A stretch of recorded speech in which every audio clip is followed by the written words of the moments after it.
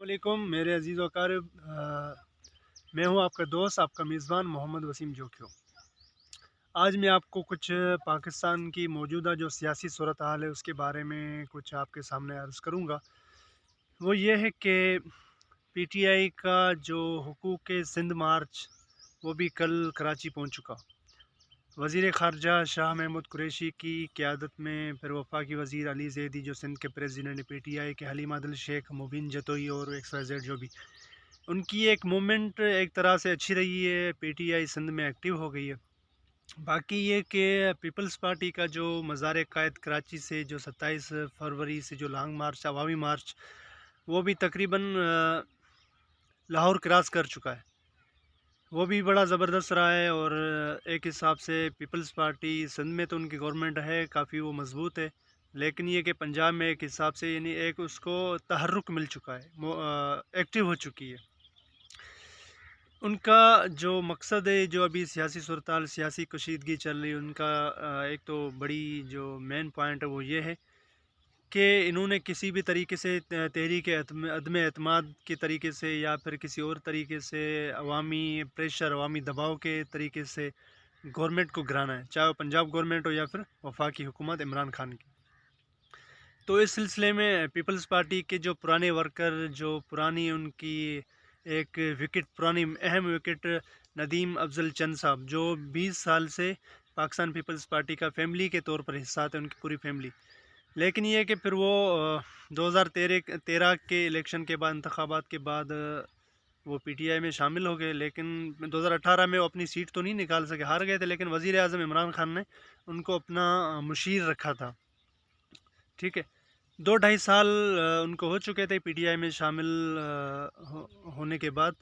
लेकिन फिर जो मैं ये कह रहा हूँ कि फसली बटेरे या फिर बरसात के मेंढक, इस तरह के ना, फिर नदीम अफजल चंद ने फैसला किया वापस पीपल्स पार्टी में जाने का। ये तो एक पाकिस्तानी जो सियासत है उसका, उसकी रिवायत है, उसका ये उसके रिवाज और रसूम है उसके, कि जितनी भी बड़ी स्टेक होल्डर्स पार्टीज़ हैं पाकिस्तानी सियासत में, PMLN हो, PMLQ हो, या फिर पीपल्स पार्टी हो, PTI हो, JUIFA हो, या कोई भी XYZ, तो ये एक दूसरे में आना जाना उनका लगा रहता है। ठीक है ना, ये एक हिस्सा है। अगर ये ना हो तो फिर इनकी सियासत नहीं चल पाएगी।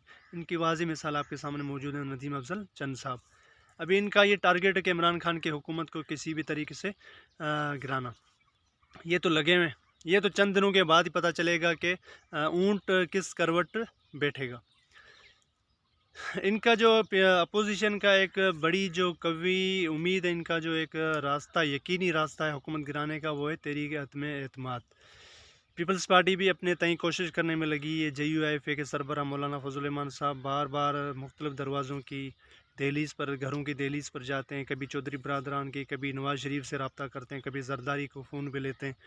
इसी तरह जरदारी साहब भी उधर चौधरी बरदरान के पास गए। फिर इमरान खान साहब वज़ीर आज़म, वो भी चौधरी बरदरान के पास गए, क्योंकि वो इसके इत्तेहादी अहम पंजाब में उनकी काफ़ी सीटें हैं चौधरी बरदरान के, वो बड़ी एक अहम सियासत खेल सकते हैं, बड़ा अच्छा कार्ड खेल लेते हैं और वो बड़े सियासी खिलाड़ी हैं। तो इस गहमा गहमी में, इस सूरत हाल में चौधरी बरदरान का PMLQ का बड़ा अहम किरदार होगा। तो तहरीक अदम एतमाद पता नहीं कब लाएंगे, लेकिन मैं एक आखिर में ये चीज़ अर्ज़ करूँगा कि अगर इमरान खान की हुकूमत गिर जाती है, अगर इमरान खान वज़ीर आज़म नहीं रहते या फिर नए इलेक्शन होते हैं, किसी भी तरीके से जो भी होता है, मैं ये कह रहा हूँ ये जो करप्ट सिस्टम है ना, इसका ख़ात्मा हो जाएगा। ठीक है, हम तो इसी चक्कर में हैं कि ये हुकूमत गिरे। ठीक है, तो इमरान खान ने कहा ना मैं इससे और भी ज़्यादा ख़तरनाक हो जाऊँगा, तो इमरान खान ख़तरनाक होगा।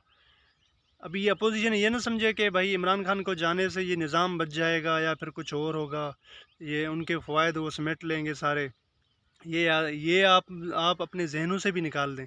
इमरान खान की अगर हुकूमत गई, इमरान खान फिर अपोजिशन वाला जो पुराने पाकिस्तान वाला इमरान खान आएगा, फिर वो इनको भी टिकने नहीं देगा। फिर इससे ये होगा कि ये करप्ट सिस्टम का ख़ात्मा होगा, करप्ट सिस्टम का ख़ात्मा होगा।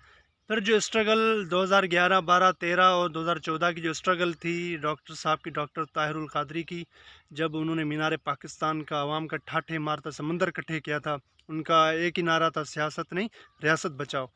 جو مصطفی انقلاب کی جو جدوجہد وہ تقریباً کافی عرصوں سے کر رہے، 30-35 سالوں سے وہ مصطفی انقلاب مصطفی نظام کے لیے اپنی کوشش کر رہے ہیں، اسٹرگل جاری کیا، ابھی بھی کنٹینیو ہے۔ تو اس سے یہی نظر آ رہا ہے کہ اگر عمران خان حکومت جائے گی تو یہ بھی ایک دوسرے پہ اپوزیشن جو ہیں پی ڈی ایم کے نام سے، یہ بھی ایک دوسرے پہ متفق نہیں ہو پائیں گے، کون اسپیکر ہوگا، کون وزیر اعظم ہوگا، کون کیا سسٹم چلائے گا، پھر 2023 کے پھر الیکشن ہوں گے، ٹھیک ہے نا، یہ بھی کچھ بھی نہیں ہو پائے گا۔ پھر یہ ہوگا عمران خان کے جانے سے، پھر یہ کہ مصطفی جو نظام ہے پاکستان میں اس کے آثار نظر آ جائیں گے، پھر یہ کہ کرپٹ سسٹم کا خاتمہ ہوگا۔